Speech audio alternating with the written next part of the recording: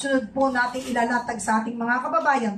Sa inyo pong legal assessment, alam ko po isasagot dito pero gusto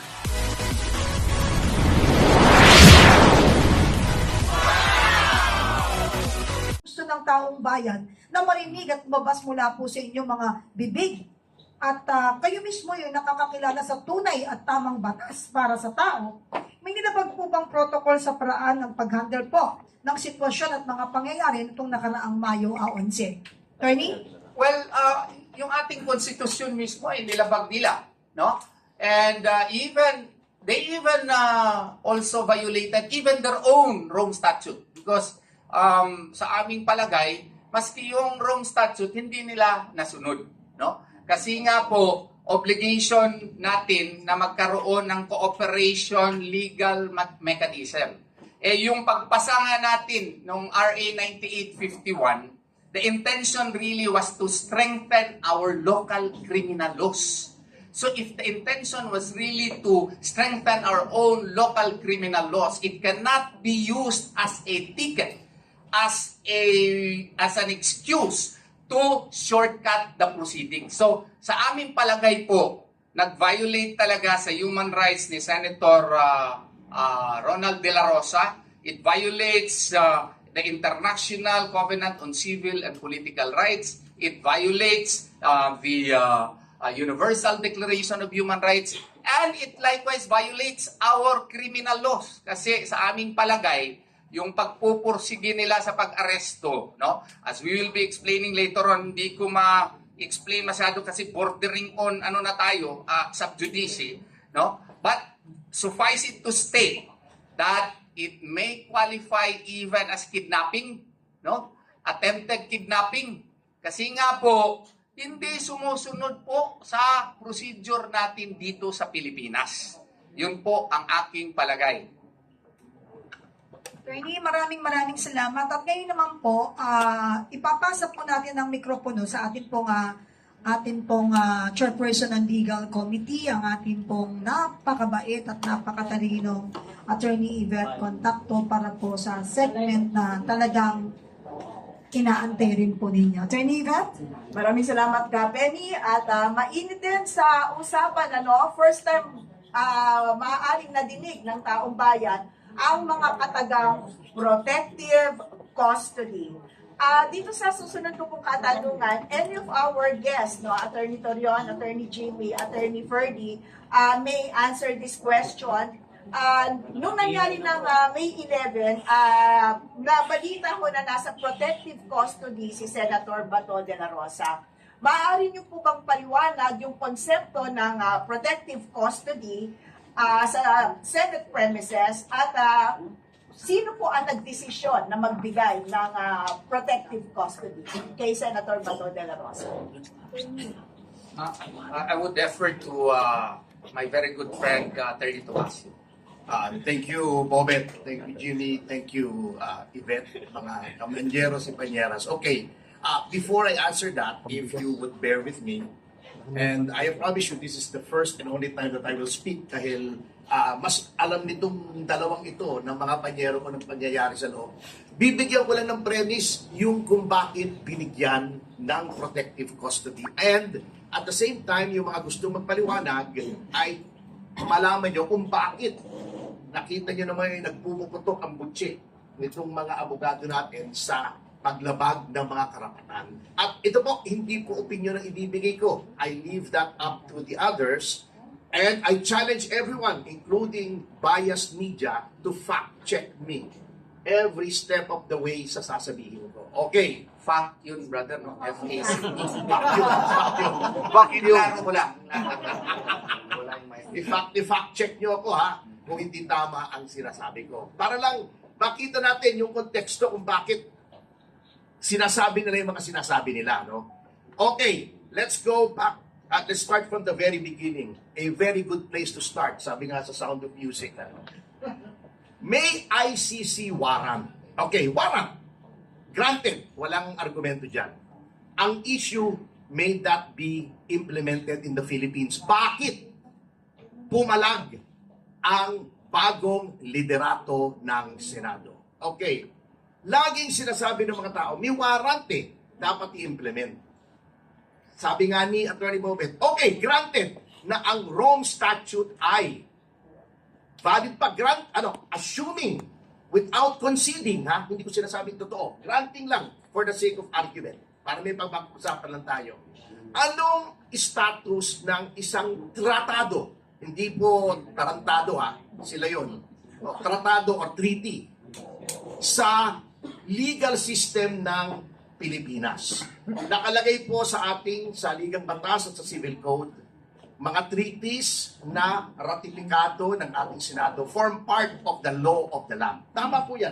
Doctrine of incorporation, doctrine of transformation. Ngunit anong level ng isang treaty? Ang treaty po na ratified, although part of the law of the land, ang kapantay po niyan ay Act of Congress. Batas po yan, statute.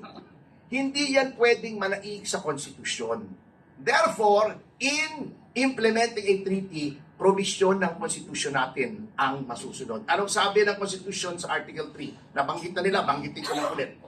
Section 1, no person shall be deprived of life, liberty, or property without due process. Section 2, the right of the people to be secure in their persons, houses, papers, and effects shall be inviolable, and no search warrant or warrant of arrest shall be issued except upon probable cause to be personally determined by a judge upon examination of witnesses, etc., etc. Hindi po aksidente na ang Article 3, the Bill of Rights, ay inuna yung Section 1, due process at yung security, the inviolability ng security, walang search warrant. Because these are the first and second most important rights. Okay, anong nakalagay po sa Section 2? Except upon probable cause issued by a court of competent jurisdiction. Anong court? Ditong court, siyempre. Sapagkat walang karapatan ang ating konstitusyon na mag-grant ng authority sa ibang court other than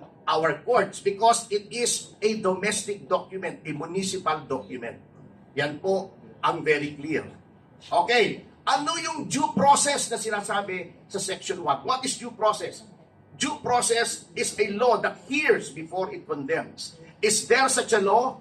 Dito po sa ating bansa. Meron. Presidential Decree 1069 or the Extradition Law. What is Presidential Decree 1069? It was issued in 1977 by Marcos Sr. under Amendment 6 of the 73 Constitution. Ano yung Amendment 6? Although may batasang pambansa under the 73 Constitution, Amendment 6 allows the President to promulgate laws na parang statute by presidential decree. So, batas po yun. So, meron po tayong extradition law. Anong nakalagay sa extradition law? Before a foreign warrant may be executed in the Philippines, not just yung ICC, any foreign warrant, may proseso. Ano pong proseso? Sabi nga ni Attorney Bobet, maraming tumbling. Ito ang dapat sundin. Number 1, yung DFA ay susulatan ng proper agency in a foreign jurisdiction. Nakikita yung warrant, the DFA will determine if that warrant is covered by an extradition treaty or any other treaty and the offense is extraditable. Pagkatapos dadalhin sa DOJ, the DOJ will direct the special counsel to file an extradition petition before the regional trial court where the DOJ is located, RTC Manila. Lilitisin po yan, didinggin yung subject ng extradition at appealable pa sa Court of Appeals. Is there a procedure now? 2025 po, May, most probably in reaction to the kidnapping of former President Rodrigo Duterte, nag-promulgate ang Supreme Court ng rules on extradition. Basically, sinusunod yung PD 1069. Bakit? Because procedural law, hindi pwedeng manangig sa substantive law. Substantive law, yung 1069, procedural law, yung 2025. Okay. Anong nakalagay po roon sa extradition law? Nilagyan lang po ng time limit. 30 days sa RTC, 90 days kung i-appeal sa CA. Kapag binigyan ng RTC ng extradition ng gobyerno, hindi pa ipatutupad, aakyat pa sa CA. Pag nanalo lamang ang gobyerno sa CA, saka pwedeng i-extradite. That is the procedure because of due process And or any warrant should come from Philippine courts. Tama si Attorney Bobet. Kasi nga, may sovereignty tayo. Okay. Yung 9851, anong nakalagay? Nakalagay doon. Yung warrant ng foreign court may be implemented here subject to applicable extradition laws and treaties. Tingnan nyo kung hindi tama lahat ng sinasabi ko. Yun po ang sinasabi ng kampo ni Senator Bato in very simple terms. Kaya pag sinasabi lang 9851, meron, hindi pa rin pwede. Kasi subject to applicable extradition laws. May extradition laws tayo. Pag sinasabi nilang may treaty, a treaty cannot go against the Constitution. Kung yung pinagagawa sa atin ng treaty, labag sa Constitution, hindi rin pwedeng ipatupad. In closing, isipin nyo na lamang to mga kasama. Kung yung foreign divorce nga, divorce lang yun, hindi pwedeng ipatupad dito sa Pilipinas hanggang hindi nagkakaroon ng judicial confirmation. Judicial recognition of foreign divorce. Hindi naman nakaka-deprive ng liberty yung divorce. Nakakabigay pa nga ng liberty, di ba? Hindi pwedeng ipatupad dito sa Pilipinas, divorce lang. Arrest warrant pa kaya? That is the basis of protective custody. Ang Senado bilang institusyon has the right to protect its members against illegal laws. Not because only that they are members of the Senate, hindi dahil mataas ang katungkulan nila, but more fundamentally, because they are citizens.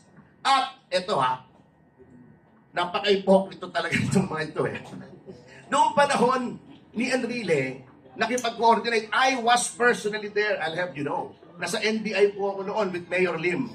Maayos yung naging aresto kay Enrile sa loob. Ang Senado, nandun pa sa yung National Museum ngayon. Noong panahon ni Dilima, nandun din ako. Kasi kami po yung nag-file